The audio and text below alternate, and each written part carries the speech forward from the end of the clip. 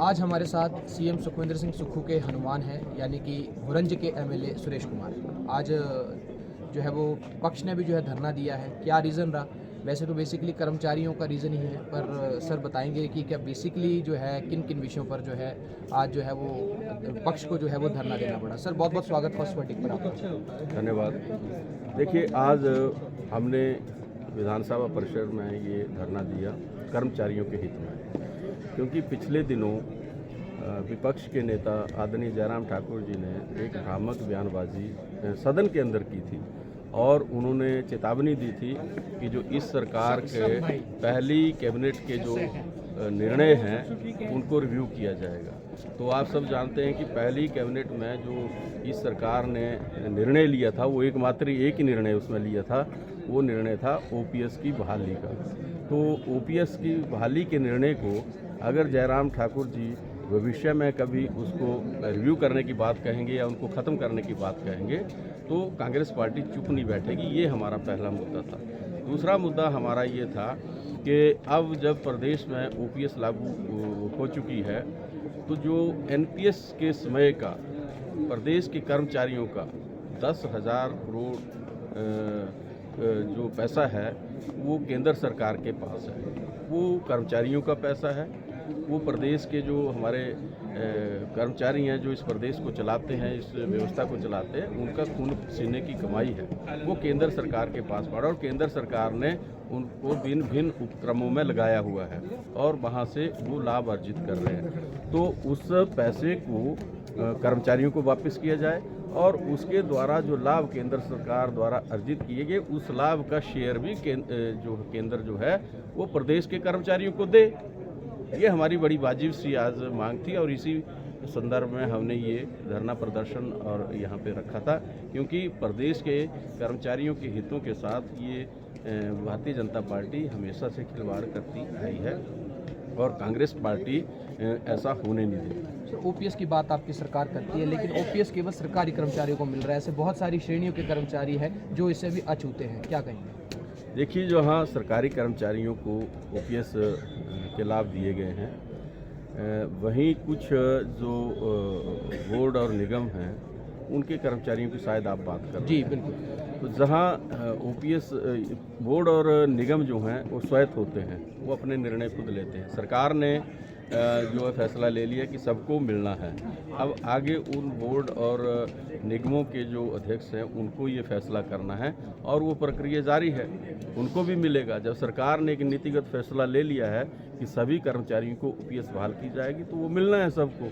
लेकिन किन्हीं जो विभागीय कार्यप्रणाली है उसके मुताबिक अगर कोई देरी हो रही है तो उसका मतलब ये नहीं कि दी नहीं जाएगी, सबको दी जाएगी। सर सीएम सुखविंदर सिंह सुक्खू के आपको हनुमान कहा जाता है, अंग संग दिखते हैं आप, और रामायण का सबको पता ही है कि श्री राम के साथ हनुमान जी का क्या रोल रहा है, लेकिन क्या सुरेश कुमार को इस सरकार में उचित मान सम्मान मिल पाया है?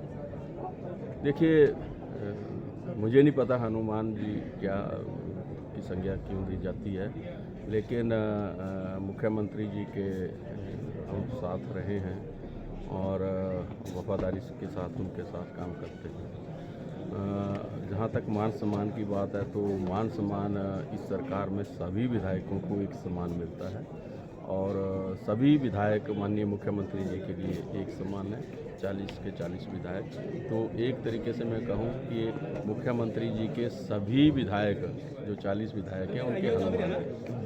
कांग्रेस के वरिष्ठ नेता हैं नीरज भारती, उन्होंने कल एक पोस्ट साझा की है परसों कि मित्रों और उनके मित्रों के जो अफसर हैं जो नियुक्ति मिली है उनके एक एक की जो है वो मंशा जग जाहिर की जाएगी। क्या कहेंगे इसको आप, क्योंकि वो आपके ही कांग्रेस पार्टी के नेता है? सर देखिए, अब उन्होंने क्या कहा कि यानी मैंने सुना नहीं है, लेकिन सोशल मीडिया और विचारों की अभिव्यक्ति की स्वतंत्रता है सबको, कोई भी कुछ भी कह सकता है, उसको इतना नहीं सर, सवाल ये है कि वो एक मंत्री के बेटे हैं जो कि इस मौजूदा सरकार में और एक वरिष्ठ नेता के बेटे हैं, इसलिए ये सवाल अहम हो जाता है। नहीं, उन्होंने पहले भी कई ऐसी बातें कही, वो कहते रहते हैं ऐसी बातें, फिर बाद में वो उनके ऊपर ये नहीं करते हैं, तो उनकी बातों को मैं समझता हूँ कि इतनी ज़्यादा गंभीरता से नहीं लेना चाहिए। चाहिए। जी सर, अंतिम सवाल करूंगा आपसे।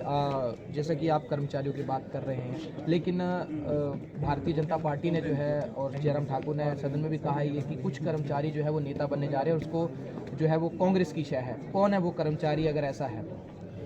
देखिए, जयराम ठाकुर जी अगर ऐसी बात कह रहे हैं तो मैं समझता हूँ कि ये लोकतंत्र के खिलाफ बोल रहे हैं।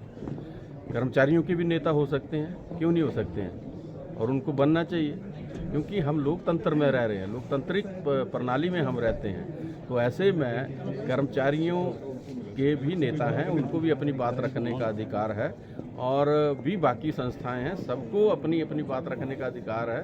तो ऐसे में ऐसा कहना कि नेता बन रहे हैं, ये धमकी है। ये प्रदेश के कर्मचारियों को एक अप्रोक्ष रूप से धमकी है जो जयराम ठाकुर के द्वारा दी जा रही है, और ये कहा जा रहा है कि भविष्य में जब हम आएंगे तो कर्मचारियों को हम देखेंगे। लेकिन मैं इतना कहना चाहता हूं कि उनकी ये धमकी रह जाएगी।